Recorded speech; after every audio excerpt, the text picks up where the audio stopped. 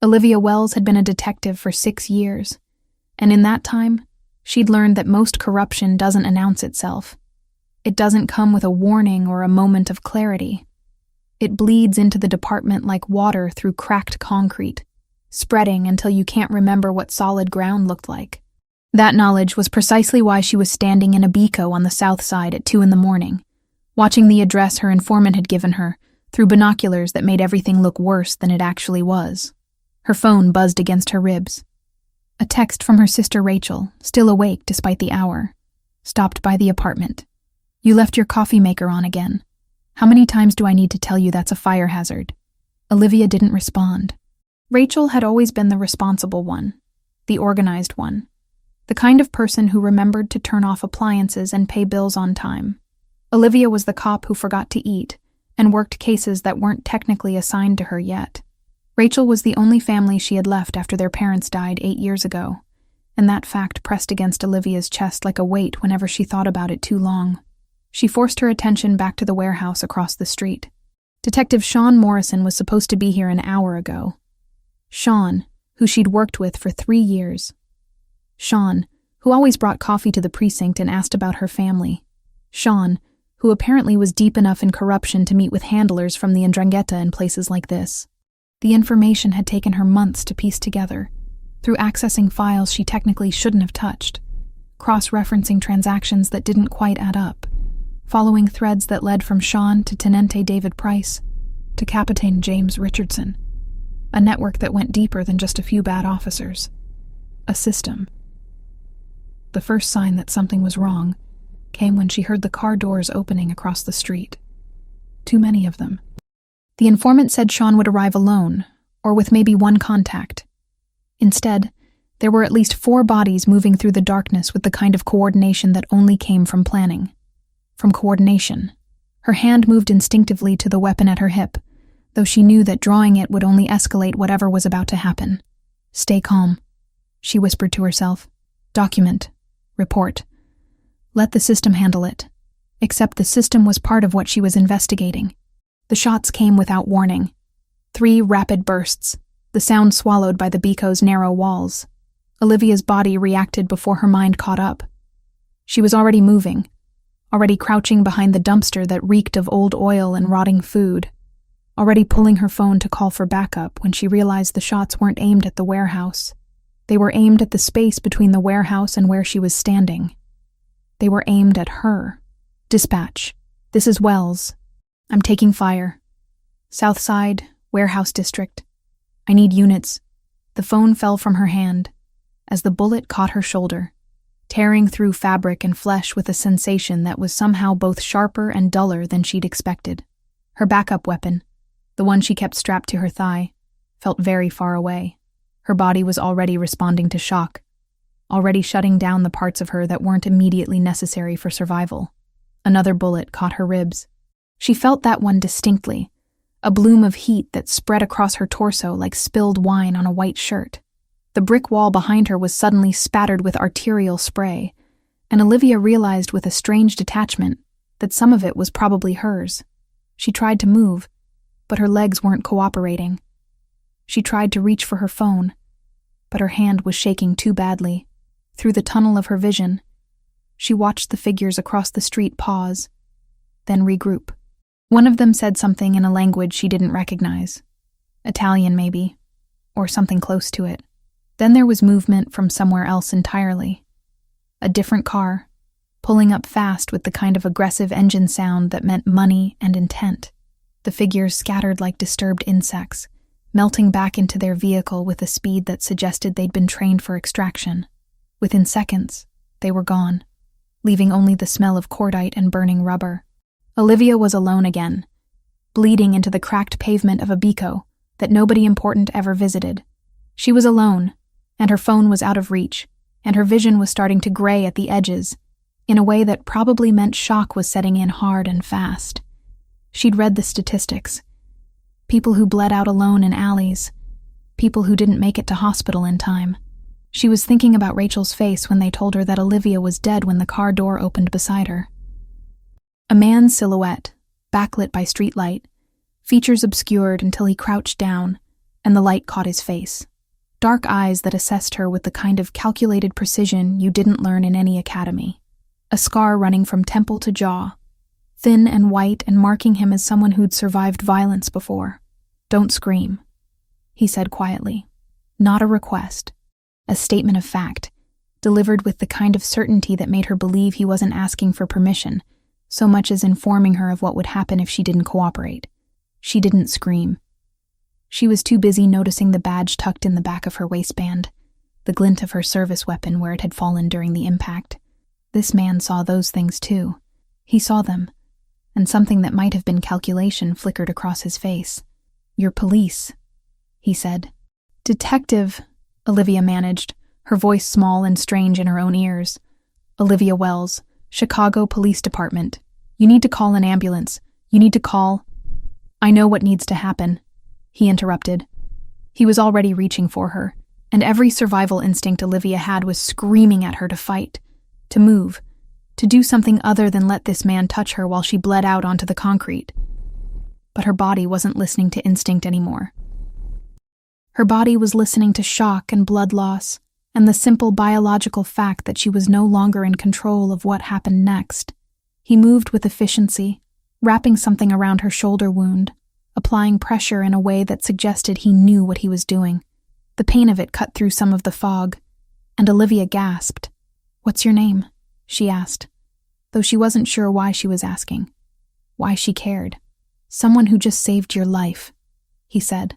He lifted her like she weighed nothing, carrying her toward the car. "You're coming with me, and you're going to stay very quiet about how you got there." She should have resisted. She should have fought. She should have done 100 things that didn't involve being loaded into the back seat of an expensive car that smelled like leather and cologne, and something else she couldn't quite place. Something that smelled like danger. The car accelerated into the Chicago night, and Olivia Wells, 6-year veteran of the force, only family to her sister Rachel, investigator of police corruption, disappeared into the city that never quite slept, but was very good at forgetting. Consciousness came in fragments, a hand pressing cool water to her lips. The smell of antiseptic and something floral that didn't belong in a hospital. Machines that weren't beeping the way hospital machines should beep. Olivia's eyelids felt weighted, her entire body heavy in a way that suggested either sedation or significant blood loss, possibly both. She tried to speak, and managed only a rasping sound that hurt her ribs. "Don't," a voice said from somewhere near the window. Not the voice from the alley. This was a woman's voice, older, carrying an accent that made the words sound like a command carved from stone. "Moving too much will damage the sutures." Olivia forced her eyes open. The room materialized slowly, expensive furnishings becoming clear. Not a hospital. Definitely not a hospital. The ceiling was coffered wood. The windows overlooked grounds that were too manicured, too controlled. She was lying in a bed that probably cost more than her monthly rent, dressed in clothing that wasn't hers, with an IV in her arm delivering fluids she hadn't consented to. "Where am I?" Her voice cracked on the last word. The woman who'd spoken didn't answer immediately. She was older, perhaps in her 60s, with silver-streaked dark hair pulled back in a style that suggested European sensibilities. Her expression offered nothing. "You're safe," she said finally. "That's what matters." It wasn't an answer. Olivia tried to sit up, and immediately regretted it. The pain in her shoulder was a living thing, radiating down her arm in waves. Her ribs protested equally. She fell back against the pillows, breathing carefully through her nose. "How long?" she managed. 4 weeks, a different voice answered. The man from the alley stood in the doorway, and in full light, he was almost worse than he'd been in shadow. The scar on his face was clearer now, more defined. His eyes were that unsettling dark brown that seemed to catalog everything they looked at. He wore a shirt with the sleeves rolled up, revealing forearms that suggested regular violence of some kind. "You coded twice. My doctor wasn't sure you'd make it." "Your doctor?" Olivia's throat was dry. "Where the hell am I?" "North Shore," he said simply, moving further into the room. "About 40 minutes from where you were shot. And before you ask, no, I'm not taking you to a hospital. Not yet. Maybe not at all." The implications of that statement hung in the air between them. Olivia forced herself to breathe slowly, to think through the fog of medication and pain. She was with the man who'd shot her, except he'd also saved her. The contradiction was making her head hurt worse than the actual physical injuries. "My sister," Olivia said. The words came out more desperate than she'd intended. "Rachel. I need to contact my sister. She'll be looking for me." The woman who'd been speaking before nodded at the man, then left the room with the kind of silence that suggested practice in discretion. The man pulled a chair closer to the bed, a piece of furniture that looked antique and probably was. He sat with the kind of posture that suggested someone trained in violence, spine straight, shoulders relaxed, positioned where he could see the entire room and the doorway simultaneously. "Your sister knows you're missing," he said. "The police have been informed. There's an investigation. Nothing has been found. I need to call her." Olivia tried again to sit up, managed it this time by gritting her teeth through the pain. "She needs to know I'm alive. If you call her, she dies. The threat profile on you changed the minute they missed the kill," he added, voice flat. "Any trace leads back to your family first. Law enforcement knows that pattern as well as I do." The statement was delivered with such casual certainty that for a moment, Olivia wasn't sure she'd heard it correctly. She stared at this man, this stranger, this criminal who'd pulled her bleeding body from a Chicago alley, and tried to understand the mathematics of what he'd just said. "That's not," she started. "The people who shot you weren't random," he continued. "They weren't muggers or gang members settling territorial disputes. They were specific. They knew where you'd be. They knew when you'd be there. And they knew exactly how to make it look like you'd simply disappeared." He leaned back in the chair, and it creaked slightly under his weight. "If your sister suddenly receives a call from a phone she hasn't heard from in weeks, and then that phone goes silent, what do you think happens?" Olivia's mouth was dry again. She understood. Of course she understood. The people who wanted her dead would use Rachel as leverage, would use Rachel as a way to finish what they'd started in that alley. "How do you know all this?" she whispered. "Because I know who tried to kill you," he said, "and I know why." He stood and moved to a desk that Olivia hadn't noticed before, pulling out a tablet that glowed in the afternoon light. When he returned, he showed her the screen. Bank transfers, communications intercepted. Names and dates and amounts that added up to something so large and so systematic that it couldn't be anything but organized corruption. Detective Sean Morrison, Tenente David Price, Captain James Richardson, her people, her colleagues, her friends. "These are active transfers," the man said, pointing to dates that coincided with operations Olivia had worked. "Payments for specific services, corridor access, early warnings about raids, blind eyes turned to certain shipments coming through the docks." He let that sink in, then continued. "Your investigation threatened them. Not slowly, immediately. And they decided the simplest solution was to eliminate the threat." "Who are you?" Olivia's voice was hollow now, hollowed out by the realization that the institution she'd served had turned against her with such precision. "Someone who shares an interest in your survival," he said simply. "At least for now." "That's not an answer." "No," he agreed. "It's not." He stood and walked toward the window, leaving Olivia alone with the tablet and the terrible knowledge that everything she'd believed about her career, her colleagues, and her place in the world had been fundamentally wrong. Outside, the grounds were pristine, manicured, controlled. A place where people didn't simply disappear because it wasn't convenient for them to exist. A place where she had become a ghost.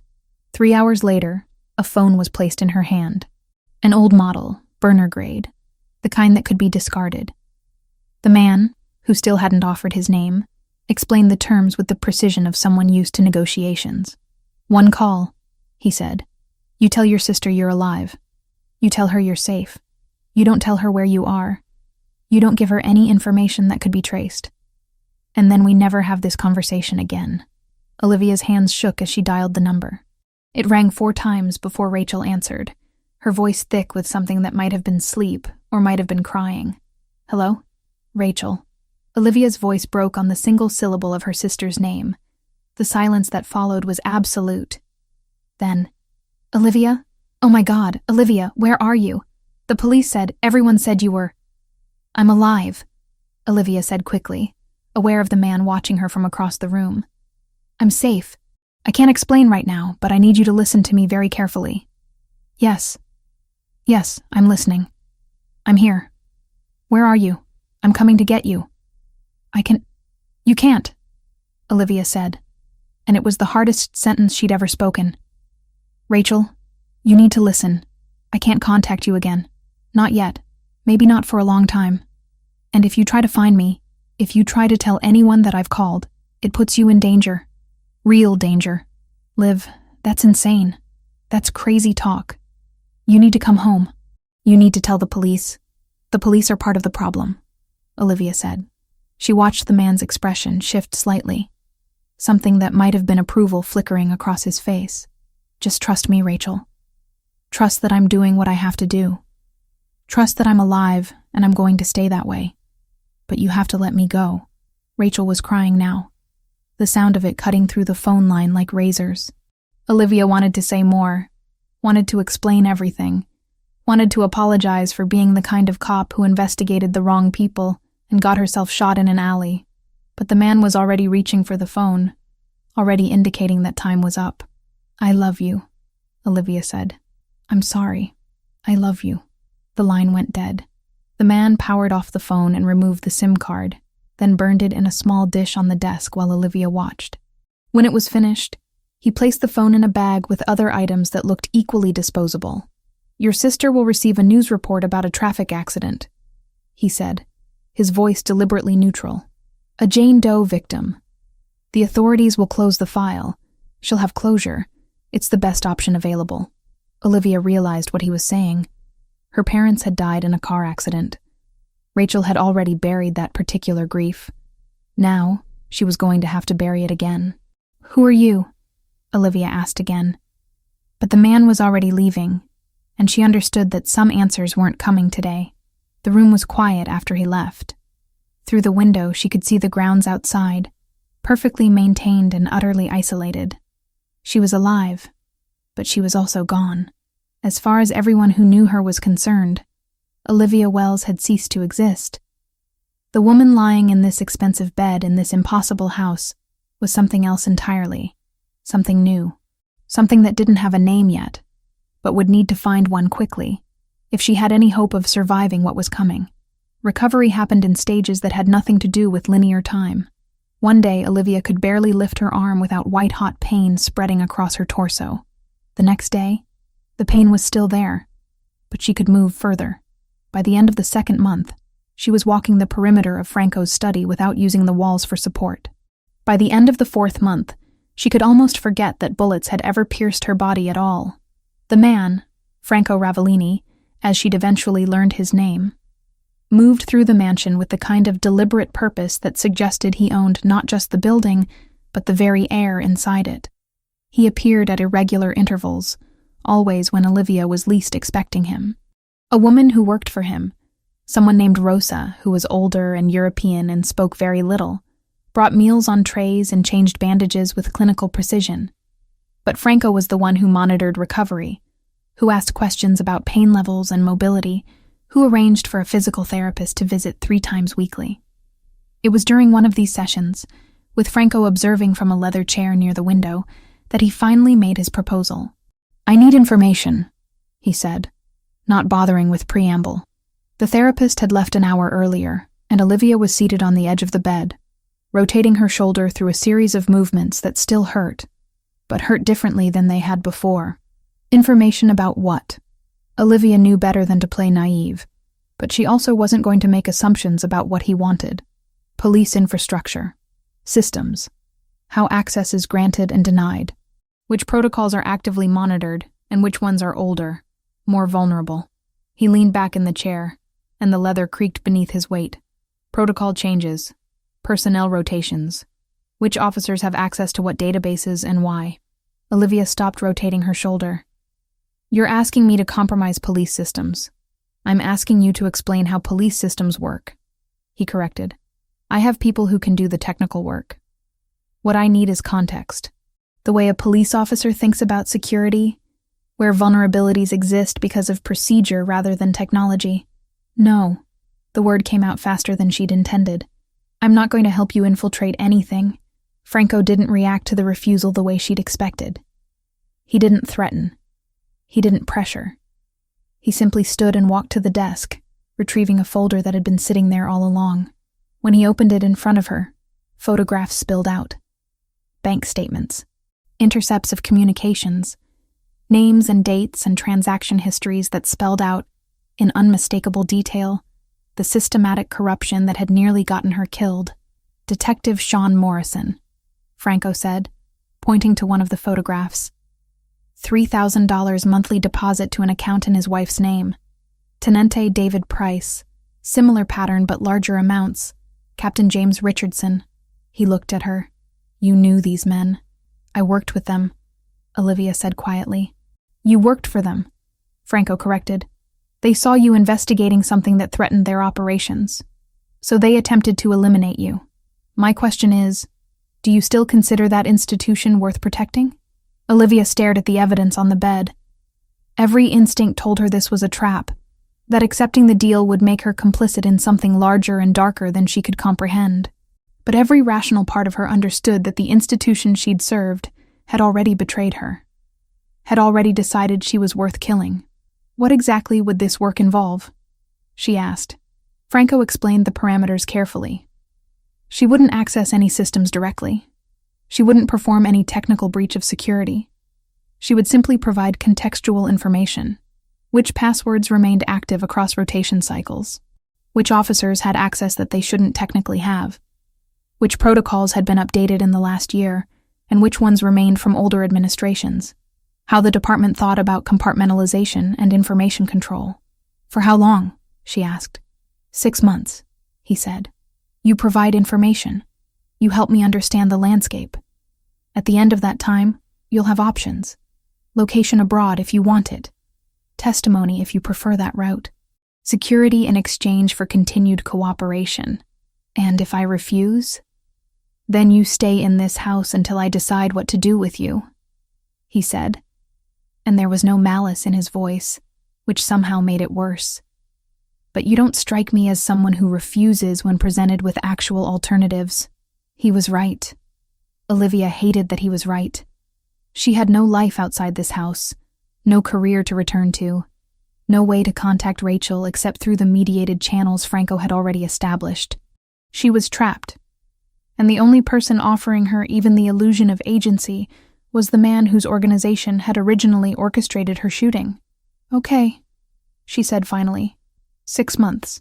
Franco established her workspace in a separate section of the mansion, an office that was isolated both physically and technologically, a laptop that was encrypted beyond her technical understanding, access to documents but not devices, a system designed so that she could provide information without being able to steal, copy, or transmit anything except what Franco explicitly approved. Over the first 2 weeks of the arrangement, Olivia began to understand the true sophistication of Franco's operation. He had analysts, people with degrees from places like MIT and Stanford, forensic accountants who could trace money through 7 different jurisdictions and emerge with a picture of exactly where it had come from and where it was going, specialists in cybersecurity who could explain vulnerabilities in systems Olivia had thought were impenetrable. But what surprised her more was the consistency of Franco's own code. He refused certain types of work. She overheard a conversation where someone presented a proposal involving trafficking, and Franco shut it down with a single word. No. Another discussion about an operation that would have involved collateral civilian casualties, and Franco's response was immediate and final. Find another approach. He was a criminal, yes, but he was a criminal with limitations, with rules, and somehow that made him more complex and more frightening than if he'd been simple malevolence in a tailored suit. By the 3rd month, Franco began letting her write letters to Rachel. They were screened, monitored, sent through intermediaries that made them impossible to trace. Rachel's responses came back through the same channels, printed out and delivered to Olivia by Rosa without comment. I'm not happy about this arrangement, Rachel had written, but I'm grateful you're alive. Please be careful. Please come home as soon as you can. Olivia wanted to respond that home no longer existed, that the woman she'd been, the detective who'd believed in justice and institutions, had died in that alley. But she couldn't explain that in a monitored letter, so instead she wrote, "I love you. I'm safe. Trust me." It was during one of her evening walks through Franco's study, ostensibly looking for a book to read, that she found him standing at the window. He was staring out at the grounds, which were illuminated by subtle lighting that probably cost thousands of dollars to install. He looked tired in a way that went beyond physical exhaustion. "The work you're doing," he said, without turning around. "It's accelerating some timelines. I've been able to identify vulnerabilities I didn't know existed." "Is that good?" she asked. "It's efficient," he said. "There's a difference." Olivia stood near him, close enough to see the scar on his face more clearly. It was older than she'd realized, puckered slightly where it had healed. A reminder of violence survived. "Why do you do this?" she asked. "The criminal enterprise, the control, all of it?" Franco turned to look at her, and for a moment his expression was completely open, vulnerable in a way that seemed impossible for someone like him. "Because I never had a choice," he said. "I was born into this, raised in this, and by the time I understood what it was, I was already too entangled to leave." He turned back to the window. "You, on the other hand, chose to be a police officer. You chose an institution, and then that institution tried to kill you. So now you have a choice I never had. You can build something different, if you're willing to do what it takes." Olivia realized, standing beside him in that study with the city lights spread out before them, that her understanding of Franco had shifted. She didn't trust him, not yet, but she was beginning to see him not as a monster, but as a man trapped in a system he'd inherited, operating according to rules he'd learned young and learned well. The thought terrified her more than any explicit threat ever could. 2 more months passed in this strange arrangement. Franco and Olivia found themselves having conversations that had nothing to do with police infrastructure or criminal operations. They talked about music she'd grown up with and music he preferred. They discussed books she'd read and books he recommended. There were moments where Olivia almost forgot that she was essentially imprisoned, that her freedom existed only at Franco's discretion. One evening, as Rosa was serving dinner, Franco mentioned that he'd arranged another letter exchange with Rachel. He did this sometimes, Olivia had learned, established contact, verified it was genuine, then allowed the correspondence to proceed. "Your sister is struggling," he said. There was no judgment in his tone, only observation. The police held a memorial service. She attended. She's trying to move forward, but it's difficult for her. Olivia felt something crack inside her chest at the image of Rachel attending a funeral for someone who wasn't actually dead, standing at a gravesite that held nothing, mourning a sister who was alive and breathing and sitting in a criminal's mansion on the North Shore. "Can I write to her?" Olivia asked. "You can," Franco said, "but understand that every letter puts her at risk. If someone traces that correspondence, if anyone realizes you're alive, she becomes leverage." "I understand," Olivia said, and she did. She understood that love was a liability now, that caring about Rachel was dangerous for Rachel, that perhaps the kindest thing she could do was to let her sister believe she was dead and move forward accordingly. But she couldn't do that. She couldn't simply abandon her sister to that grief. So, she wrote a letter, a careful, coded letter that said nothing explicit but conveyed everything important, that she was alive, that she was safe, that she loved Rachel, and that Rachel needed to stop looking for her because continuing to search would only bring harm. "This is wise," Franco said, reading the letter before it was sent. "You're protecting her by being honest about the situation." "I'm abandoning her," Olivia said bitterly. "No," Franco said. "You're recognizing that some situations don't have good solutions, only varying degrees of acceptable loss." Olivia wanted to hate him for saying it so plainly, but she couldn't, because he was right.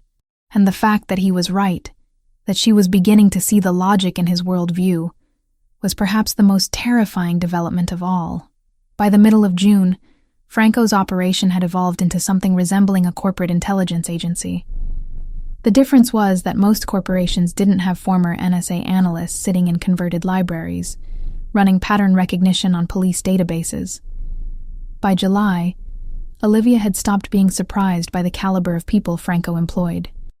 By August, she was actively impressed by how systematically they dismantled institutional safeguards that she'd always assumed were impenetrable. Her role became increasingly defined as she spent hours in the isolated office, explaining not just what police systems did, but how police officers thought about those systems, which protocols had been in place long enough that nobody really questioned them anymore, which access points seemed to get audited more rigorously than others, which supervisory structures created natural bottlenecks that people routinely worked around because it was faster than following proper channels.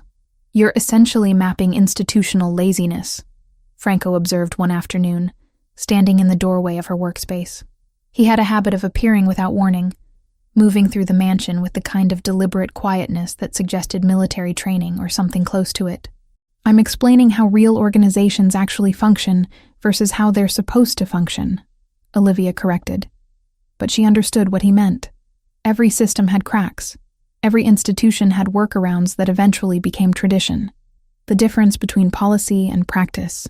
Franco nodded, considering this. That's more valuable than most people realize.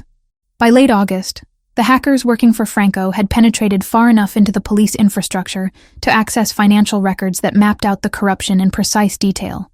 Sean Morrison received $3,000 monthly, deposited into an account under his wife's name. David Price's payments were larger, sometimes reaching $7,000 in months when there was active interference with investigations. James Richardson orchestrated the whole operation, receiving direct transfers that disappeared into cryptocurrency exchanges and shell accounts before surfacing in legitimate banking institutions. It was elegant in its own way, systematic, practiced, the kind of corruption that only worked because it was distributed across enough people that no single person was conspicuous. Olivia was reviewing a particular set of transfers when Franco burst into the office. Actually, burst, which was unusual for him. His expression was controlled, but there was a tension around his eyes that she'd learned to recognize as something approaching concern. "We have a problem," he said without preamble. "The 'Ndrangheta has begun to notice irregularities. Specific attention patterns they shouldn't have noticed." "What kind of patterns?"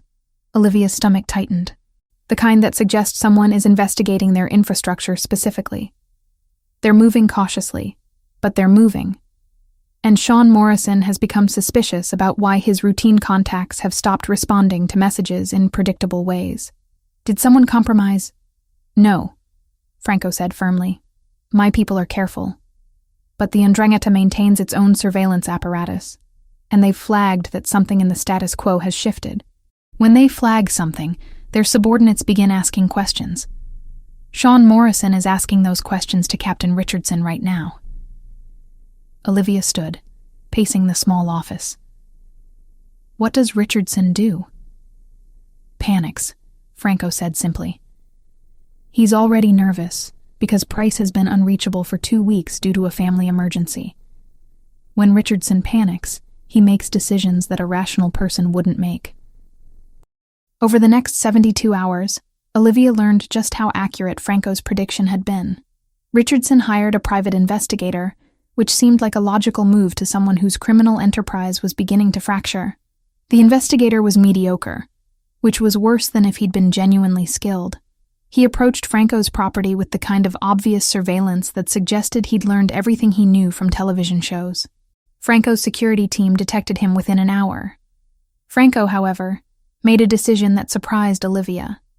Instead of removing the problem immediately, he had the investigator monitored, allowed him to continue his surveillance, allowed him to photograph Franco's staff, take notes, establish patterns.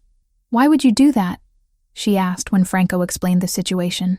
"Because whoever hired him will reach out eventually," Franco said. "And when they do, my people will intercept that communication. We'll know exactly how worried Richardson is, and who he's told." It took a week. 7 days of the investigator conducting increasingly sloppy surveillance from different vantage points around the property. Then contact came from Richardson's personal phone to the investigator's burner line. Franco's people had the communication intercepted before the investigator even understood it was happening. The conversation was brief. Richardson was asking for confirmation that Franco Ravellini was conducting his own investigation into police operations. He was offering money. He was expressing, in carefully coded language, a willingness to negotiate. Franco listened to the recording with a kind of expression that suggested he was calculating probabilities and outcomes that were invisible to Olivia. Richardson's loyalty to the 'Ndrangheta is secondary to his loyalty to himself, Franco explained, leaning back in his chair. The leather creaked beneath his weight. When he realizes the investigation is converging, he'll flip. The question is whether he flips before or after they execute him for his failures. What happens to the investigator? Olivia asked. He disappears, Franco said. Not permanently. He's paid a significant sum of money and relocated out of state under a new identity. The officially reported narrative, when anyone notices his absence, is that he died in a car accident in Iowa. Paperwork does the rest. He disappears, Franco said. Not permanently. He's paid a significant sum of money and relocated. Mexico has a climate he'll find agreeable, and the exchange rate makes his new life very comfortable. The officially reported narrative, when anyone notices his absence, is that he was in a traffic accident. Chicago is dangerous for investigators. You're just going to let him live? After he was investigating your property? He was hired to do a job, Franco said. He did his job. There's no percentage in killing him. Dead men attract attention. Men living comfortably in another country attract nothing at all. It was pragmatic in a way that made Olivia's head hurt. Franco operated according to logic that was perfectly consistent within his own framework, but utterly alien to the way she'd been trained to think. By early September, Franco convoked her again. This time, the atmosphere was different, more urgent. He brought her to his private study, the room where she'd first seen physical evidence of police corruption months earlier. The situation is reaching critical stage, he said without preamble. In approximately 10 days, the 'Ndrangheta will become aware that one of their senior people has been cooperating with federal agents for the past 6 months. They will respond violently. When they do, they will target not just the cooperator, but anyone associated with investigations that threaten their operations. That's you, Olivia said slowly. Yes, Franco confirmed. And therefore indirectly, that's you. He outlined the situation with brutal clarity. Multiple investigations were converging on the police corruption network. The 'Ndrangheta was destabilizing. Federal agencies were beginning to move. The situation that had been manageable 3 months ago was becoming exponentially more dangerous. I'm offering you 3 options, Franco said. His voice was steady, but there was something underneath it that Olivia had learned to recognize as genuine concern. First, I move you to a secure location outside the country. You disappear completely. New identity, new life, no contact with anyone you've ever known. You're safe that way, but you're also gone. Second option? She asked, though part of her already knew. You go to the FBI, he said. You provide testimony about what you've discovered. You enter the Federal Witness Protection Program. You'll eventually be able to have limited contact with your sister. You'll have legal standing to rebuild some form of life, but you'll be forever entangled with the system that tried to kill you. And the third? Franco stood and walked to the window, looking out at the grounds that were beginning to transition from summer to autumn. We continue as we are. I protect you. You provide information. We navigate whatever comes next together. But understand that this option is the most dangerous. For both of us. Olivia felt the weight of the decision settling on her shoulders. Every option represented a different death of sorts. The death of her freedom, the death of her past, or the death of her safety. I need to think about this, she said finally. You have 48 hours, Franco replied. After that, the decision becomes made for us by external circumstances, and those decisions are rarely the ones we would have chosen for ourselves. He turned to look at her, and for the first time, Olivia saw something in his expression that went beyond calculation or strategy. Vulnerability, maybe. Or something that was trying very hard to look like concern, but was afraid of being rejected if it revealed itself too openly. Whatever you decide, Franco said quietly. Know that your safety is the priority, even if it compromises your operation? Olivia asked. Especially then, he said, and she believed him. Olivia stood on the balcony that overlooked Franco's grounds, watching the autumn light turn the manicured landscaping into something almost unreal. It was 3 a.m, and she hadn't slept in 36 hours. The deadline Franco had given her was approaching like a storm system on a weather map. Inevitable and impossible to outrun. She heard him before she saw him. Franco had a way of moving through the mansion that was almost supernatural in its quietness. The result of decades spent in environments where being heard first meant being dead first. He joined her at the railing without speaking, standing close enough that she could smell the cedar cologne he wore, expensive and understated.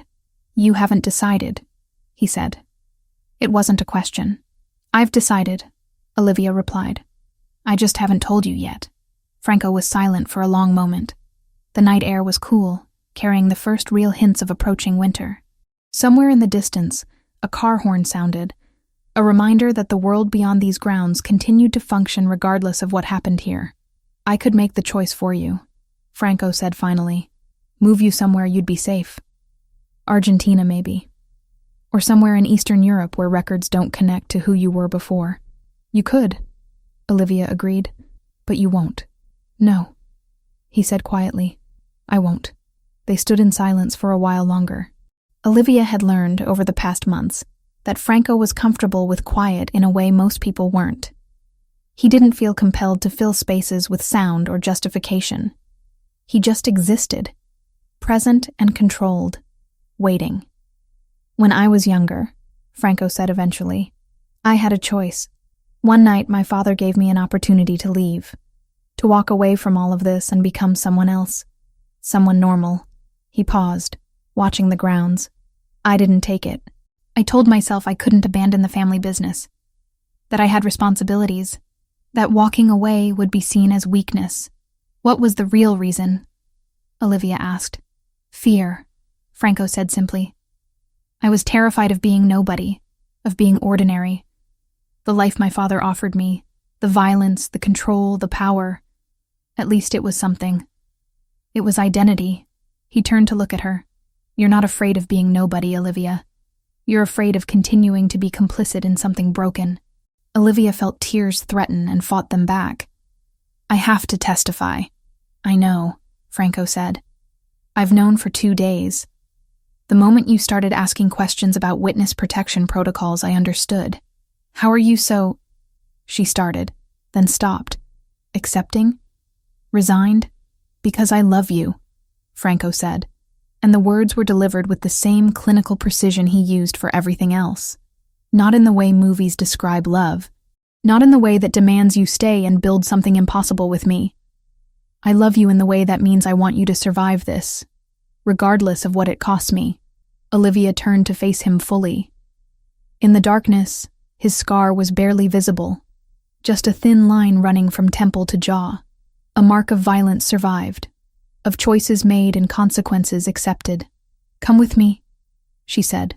The words escaped before she could stop them. Come with me and testify. You have leverage. You have evidence. You could be imprisoned for 40 years? Franco smiled, but there was no humor in it.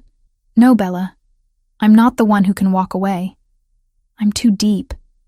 I've done too many things. The best I can hope for is to continue as I am, operating in the spaces between the law and chaos. But you still have a chance at something resembling normal. This isn't normal, Olivia said. None of this is normal. No, Franco agreed. But it's better than being dead in a Chicago alley, which is where you would be if I hadn't found you. Over the next 2 days, Franco made arrangements with precision and speed that suggested this wasn't the first time he'd facilitated someone's transition into federal custody. He had contacts within the FBI, not corrupted agents, he explained, but pragmatists who understood that sometimes information was valuable enough to negotiate around traditional channels. On the morning of the 3rd day, Olivia sat in Franco's study one final time. She'd packed a single bag with items Franco deemed safe for transport. Clothes. A photograph of Rachel that Franco had somehow obtained without her knowledge. A copy of one of Rachel's letters. The FBI will move you today, Franco said. Agent Torres is handling the operation personally. She's trustworthy. As much as anyone in that organization can be. What will you do? Olivia asked. Continue, Franco said simply. I'll continue to exist in the spaces I've carved out. I'll manage my operations. I'll ensure the 'Ndrangheta doesn't expand unchecked in this city. I'll survive, as I always have. He paused. And I'll wait to hear that you're safe. You can't, Olivia started. I won't contact you, Franco finished. I understand the parameters. You'll be under federal protection, in a new identity, in a place where your connection to me could compromise your safety. I won't jeopardize that, but I'll know. Through channels that are careful and invisible, I'll know that you're alive and building something better than this. The black SUVs arrived at noon. FBI agents who were polite but professional, who didn't ask questions about Franco or his property, or how Olivia had been living for the past months. Torres herself was driving one of them, a woman in her 50s with sharp eyes and an expression that suggested she'd seen enough corruption to be unsurprised by anything. Olivia said goodbye to Franco in the entrance hall. Rosa was there, watching with the kind of expression that suggested she understood more than she let on. Franco looked like he always did. Controlled, composed, utterly present. Goodbye, Olivia said. Not goodbye, Franco corrected. Never goodbye. Just, for now. The drive to the safe house took 6 hours. During that time, Olivia received news that Ricardo, the private investigator, had been found in Iowa in a car accident. Tragic, Torres explained. Terrible luck. Olivia understood the message Franco was sending. Loose ends were being tied up.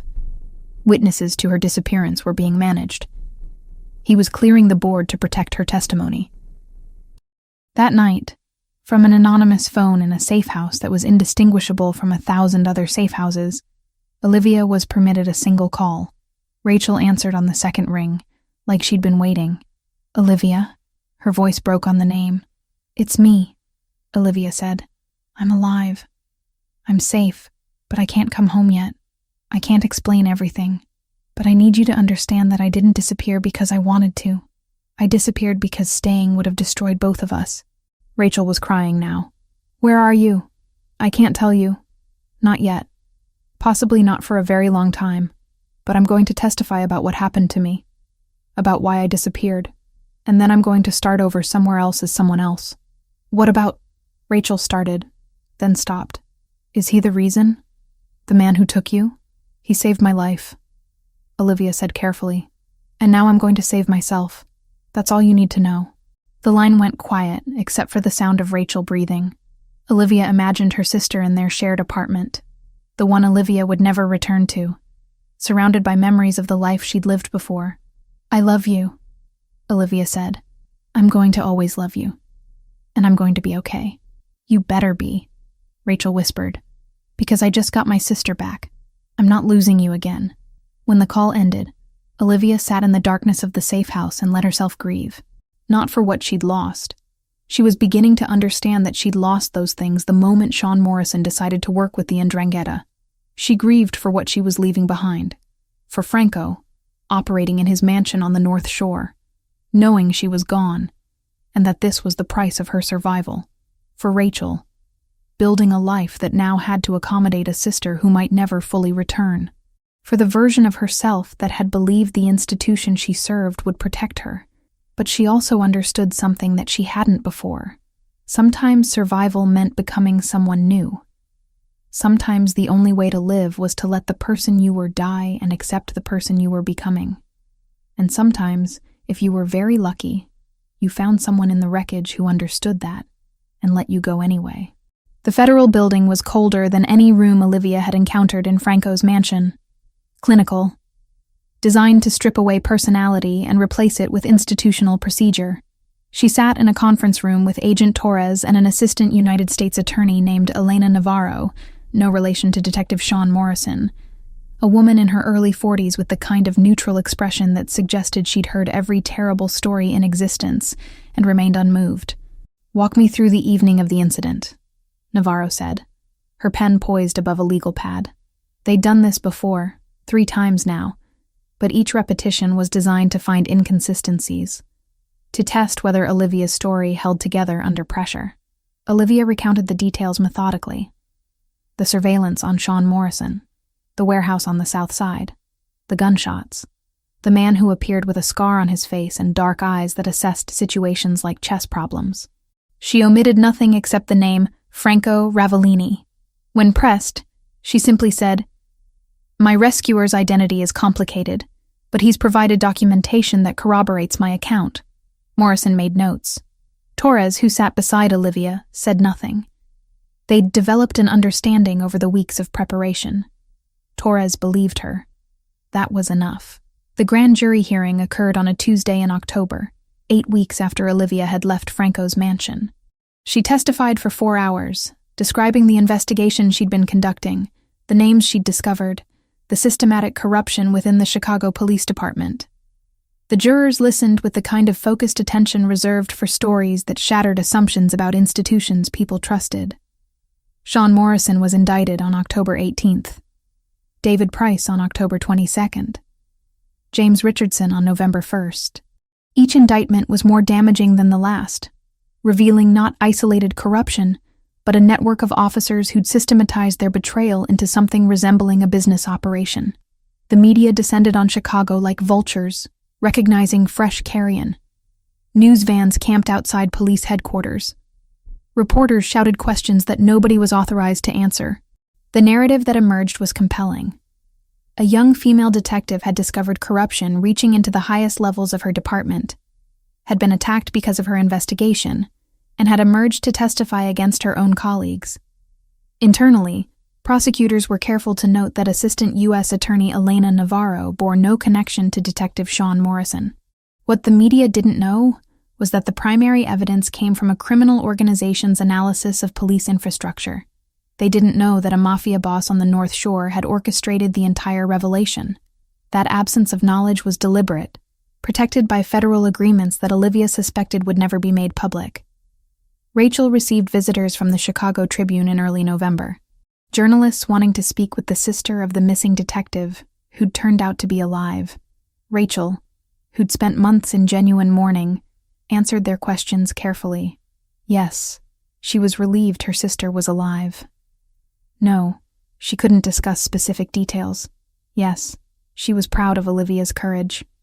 The photograph that emerged from one of those interviews showed Rachel standing in her studio, surrounded by half-finished restoration projects. She looked smaller than Olivia remembered, diminished by the weight of believing someone dead, and then discovering they'd simply disappeared into a different kind of grave. When Olivia called her that night, Rachel didn't ask where she was or what was happening. She simply said, "I'm proud of you. I hate this, but I'm proud." The trials began in January and stretched into May. 8 months of testimony, evidence presentation, and legal maneuvering. Olivia appeared in the courtroom 3 times, her testimony forming the foundational narrative of how the corruption had been discovered. She sat in the witness box while defense attorneys attempted to undermine her credibility, attacked her methodology, suggested her investigation was personal rather than professional. She held steady. She'd been trained to withstand interrogation. What she hadn't been trained for was watching people she'd known for years be convicted on her testimony. Sean Morrison received 8 years. David Price received 10. James Richardson received 12, the longest sentence because he'd orchestrated the entire operation, and, more significantly, because evidence suggested he'd personally ordered her death. When the gavel came down on Richardson's sentencing, Olivia felt something that wasn't satisfaction and wasn't relief. It was the strange emptiness that followed when violence stopped, but nothing healed. Agent Torres met her afterward in a quiet office. "The department is in chaos," Torres said. "There's an interim leadership team. Reform measures are being implemented. It's not perfect, but it's movement." "And Franco Ravellini?" Olivia asked, though she knew the answer. "Remains under investigation," Torres said carefully. "But without direct testimony against him, prosecution becomes complicated. The evidence you provided about police corruption doesn't directly implicate him in criminal activity. It simply shows he has information about that corruption." Olivia understood. Franco had orchestrated everything with enough distance that plausible deniability remained intact. He was a ghost, haunting the institutions that tried to regulate him, visible only through the effects he created.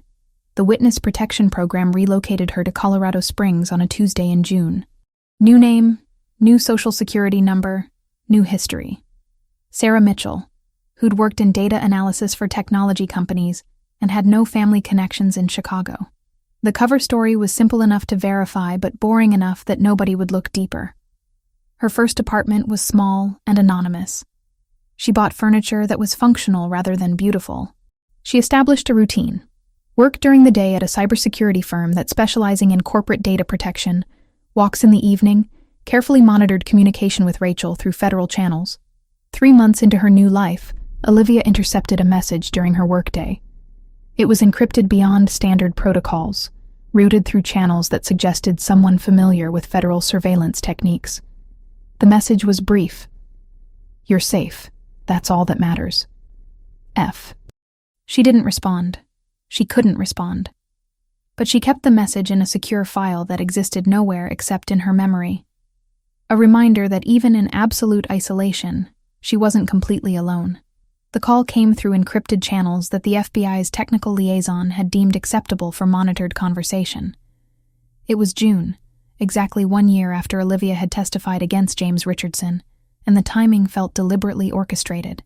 Torres had arranged it, explained it as necessary psychological closure for a witness, whose life had been fractured into before and after. The phone in her hand felt foreign despite months of holding it. Her new apartment in Colorado Springs was silent except for the sound of her own breathing and the ambient hum of federal surveillance equipment that made everything feel slightly contaminated. When Franco's voice came through, it was different than she remembered, or perhaps she was different than when she'd last heard it. Time did that to memories, reshaped them into something the mind could manage. "You're safe," he said, not a question. A confirmation of what he already knew. "I'm alive," Olivia replied carefully, aware that someone was listening on the line, transcribing, analyzing. "That's what we said would be the measure of success. The difference between life and safety is significant," Franco said. "I've spent considerable time learning the distinction." There was silence between them, the kind that didn't need to be filled with words. Olivia could see him standing in his mansion on the North Shore, looking out at grounds that represented everything she'd escaped from. Could picture the scar on his face, the controlled way he held his shoulders, the dimension of vulnerability he allowed himself only in darkness. "I can't contact you again," Franco said. "This conversation is already outside acceptable parameters. But I needed you to know something." "What?" Olivia's voice was barely above a whisper. "The Ndrangheta has been systematically dismantled over the past 18 months. Not by law enforcement. By someone who understood their operations well enough to eliminate them without creating the kind of collateral damage that would attract federal attention." He paused. "The man orchestrating that elimination has certain advantages in intelligence gathering, certain relationships with federal agencies that exist in places that official paperwork doesn't document." Olivia understood what he was telling her. Franco had become the thing that made the system work. Not despite being a criminal, but because he was a criminal who operated by a code that law enforcement could negotiate with. The irony was so complete it was almost absurd. "Thank you," she said. "For what?" "For saving your life, for letting you go, for becoming something I never intended to be." Franco's voice carried no judgment, only statement of fact. "I did none of those things for gratitude. I did them because I love you. And love, real love, is sometimes demonstrated through absence." Torres cleared her throat somewhere on the line, indicating that the conversation needed to conclude. Olivia had perhaps 30 more seconds before federal protocol overrode everything else. "I'll never forget you," Olivia said. "You're not meant to forget," Franco replied. "You're meant to survive, build something, live in a way that makes my choices meaningful." The line went dead. The surveillance equipment powered down. Torres appeared in Olivia's apartment 3 hours later with a file that she placed on the kitchen table without speaking. Inside was a photograph, Franco's mansion. Exterior shots showing the architectural detail, the landscaping, the way it sat isolated on the North Shore like a statement about power and privacy. Rosa was visible in one photograph, standing near the gate. But Franco was not in any of them. He's disappeared, Torres said without preamble, completely off the grid. We have intelligence suggesting he's operating out of multiple countries, maintaining his organization while funding certain operations that benefit federal interests. You made a deal with him, Olivia realized. We made an arrangement, Torres corrected. He provides information about organizations that are more dangerous than he is. We don't prosecute him for crimes we can't prove anyway. It's pragmatic. It works. Does it work? Olivia asked. Torres considered the question. The 'Ndrangheta is significantly weakened. Several smaller organizations have been dismantled. We've prevented approximately 17 terrorist financing operations. From a purely statistical perspective, the arrangement has prevented more harm than it's caused.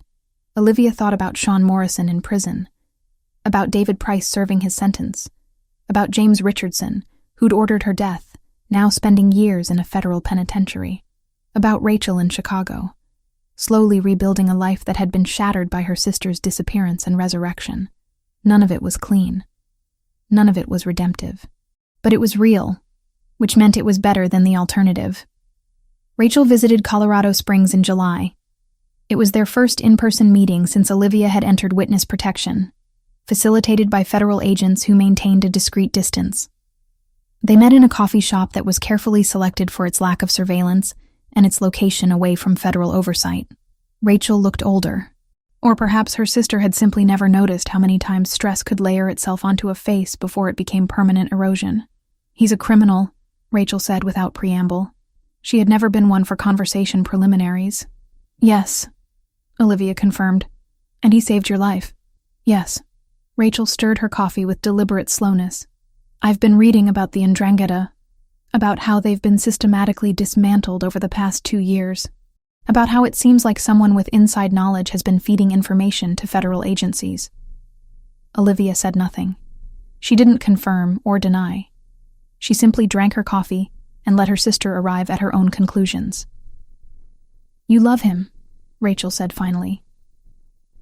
I don't know if that's what I feel, Olivia replied carefully. I know that he saved my life when the institution I serve tried to take it. I know that he let me go, because keeping me would have compromised who I was trying to become. I know that he's probably going to die in prison or in exile because of the choices he's made, and I know that I'll spend the rest of my life wondering about the roads not taken. Rachel reached across the table and took Olivia's hand. Her grip was tight, anchoring, real. I'm proud of you, Rachel said. I hate everything about this situation, but I'm proud of you for surviving it. That night, alone in her Colorado apartment, Olivia accessed a secure server through her work computer. The encryption was Franco's design, something that existed in spaces between legitimate security and criminal paranoia. There was a single message waiting in the inbox. The restoration project you mentioned before. The one your sister is working on. It's almost complete. She says the subject has become something new. Something with strength you can see in the eyes. Something that survived damage and used that survival as the foundation for something beautiful. I think that's the most honest portrait ever created. Olivia closed the laptop without responding. She didn't need to. Franco would know that she'd read the message. He would know that she understood what he was telling her about Rachel's restoration work. He would know that understanding was enough. Outside, Colorado Springs was transforming into evening. The mountains were beginning to glow with that particular light that only happened in late afternoon, when the sun was angled just right to illuminate everything it had previously hidden. Olivia stood at her window and watched the city shift from day to night, understanding finally that the woman she had been was truly gone. The woman she was becoming was still forming, still learning how to exist in a world that had fractured her and expected her to fit back together seamlessly. She would survive it. She would build something, and somewhere in Chicago, in a mansion on the North Shore, Franco would know that she had. That would have to be how they loved each other now. Through absence, through consequence, through the knowledge that sometimes the only way to save someone was to let them go. The investigative journalist named Marcus Holloway had been chasing the Chicago corruption story for 18 months before he finally had enough pieces to assemble into something resembling truth. His reportage appeared in the Chicago Tribune on a Tuesday in June, a comprehensive piece titled "The Woman Who Survived: How One Detective's Investigation Exposed Systematic Corruption and Changed a City." What Holloway didn't know, what he couldn't possibly know without being part of the federal investigation apparatus, was that the primary evidence came from a criminal enterprise's analysis of police infrastructure. He constructed the narrative around Olivia Wells as the hero of the story, a dedicated officer whose investigation had threatened powerful people and nearly cost her everything. The narrative was compelling because it was partially true. The article triggered a cascade of additional reporting. Other journalists began examining the police department with fresh skepticism. The city council demanded answers. The mayor called for comprehensive reform. By the time the story reached national news outlets, it had mutated into something larger than police corruption. It had become a referendum on institutional failure, on the ways that systems designed to protect citizens instead protected the criminals within their ranks. The Chicago Police Department descended into something resembling organizational chaos. New leadership was brought in from outside the department. Investigation protocols were rewritten. Training procedures were revised. The reform was incomplete and imperfect, implemented by people who fundamentally didn't want to be reformed, but had no alternative when the spotlight became too bright to hide from. Rachel Wells sat in her studio in Pilsen when the Tribune reporter called requesting an interview with Olivia's sister. She declined politely, but thoroughly. She didn't offer commentary on her missing sister's bravery or her own experience with loss. She simply said that the matter was closed and hung up the phone. But she did something else. She sat down in front of the 19th century portrait she'd been restoring for nearly 2 years, and she looked at it with new eyes. The woman in the painting had survived something that should have destroyed her. The artist who'd originally created the work had captured something essential in those eyes. Resilience, determination, the particular strength that only came from being broken and choosing to rebuild anyway. Rachel took photographs of the finished restoration and sent them through the secure channels that connected her to her sister. The accompanying note read, "I finished. I think you'd like what he became." In Colorado Springs, Olivia received the photographs on a Tuesday evening and understood immediately what Rachel was communicating. The portrait showed a woman who'd been damaged, but who'd transformed that damage into something that resembled dignity. It was Rachel's way of saying that she understood, that she had processed the grief of losing a sister who was alive but unreachable, that she had built something from that grief. Olivia worked in cybersecurity for a firm that specialized in corporate data protection. Her job was to identify vulnerabilities in systems before criminals could exploit them. The work was satisfying in a way that police work had never been, because it operated without the moral ambiguity that came with serving an institution that could betray you. In September, 15 months after leaving Franco's mansion, Olivia intercepted a communication during work that made her stop breathing. It was encrypted beyond her company's standard protocols, routed through channels that suggested someone familiar with federal surveillance techniques. The message had been flagged in her monitoring system as a potential security threat, but she recognized the signature of the encryption immediately. Franco. The message wasn't addressed to her. It was directed toward an agent at the FBI, Torres specifically, regarding an operation against the Ndrangheta, intelligence about shipment routes, financial information that exposed money laundering operations, contacts and relationships that would eventually lead to the dismantling of an organization that had terrorized Chicago for decades. Franco was still operating in the shadows, still shaping outcomes that benefited institutions that officially opposed him. He existed in a space between law and chaos, neither fully criminal nor fully complicit with legitimate authority. He was the kind of power that democracies required but couldn't acknowledge, the necessary violence that prevented worse violence from taking root. Olivia closed her laptop and stared at her reflection in the darkened screen. The woman looking back at her was someone new, not the detective who'd been shot in a Chicago alley, not the prisoner in Franco's mansion. Someone constructed from the pieces of both, integrated into something that resembled purpose. She thought about Franco in whatever location he now inhabited, probably monitoring communications that proved she was alive, understanding her world the way she was learning to understand his. They would never contact each other directly. Federal law prohibited it, but they would always know, through encrypted channels and intercepted communications and the simple fact of her survival. They would always know that the other had mattered.